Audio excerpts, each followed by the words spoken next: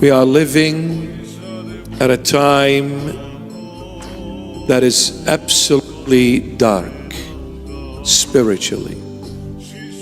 Spiritually speaking, we are living at a very extreme, dark times. I'm not saying this to discourage you, but I'm saying this to remind all of us that Matthew, and they chose two parts from St. Matthew's Gospel, chapter 4 and chapter 5 of the Gospel according to St. Matthew. Chapter 4 from 12 to 25, which is the end of the chapter, and chapter 5 verses 1 to 16 inclusive.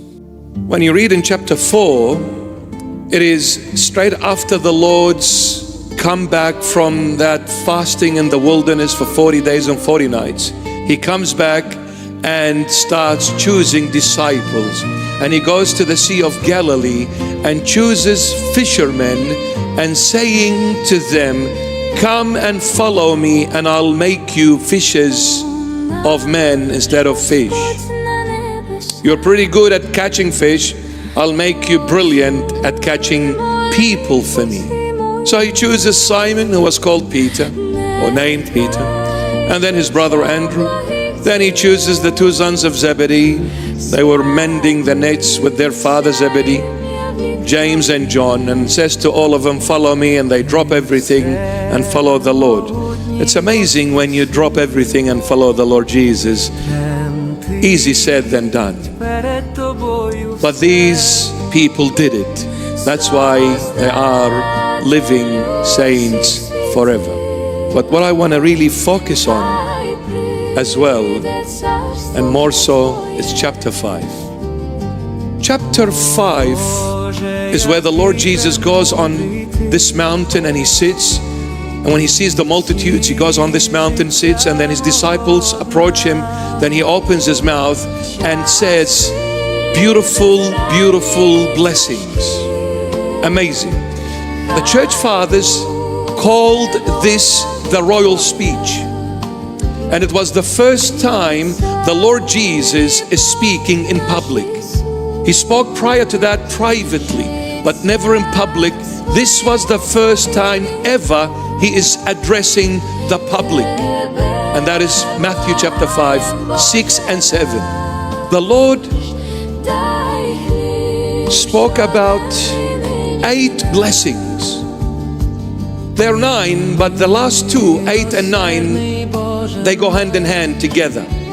Slightly different, but they go hand in hand together. So you can say they're 8 or 9. It doesn't matter which way you want to approach this.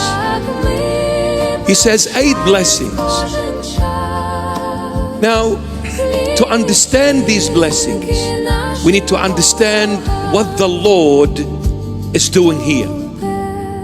Why do people go to school? To learn. To learn. Now, in order to be able to learn, there needs to be 3 things made possible at the same time. In order for you and I to learn, we need 3 things made possible at the same time. Number 1, we need a place. Number 2, we need a teacher. Number 3, we need a curriculum. The place is the school, and the school needs a teacher. But the teacher and the school cannot do anything without the curriculum.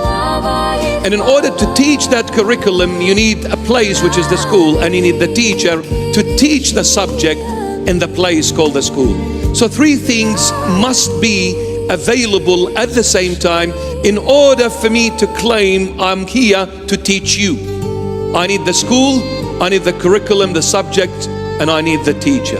Christ here is the teacher. The school is the kingdom of heaven. The subjects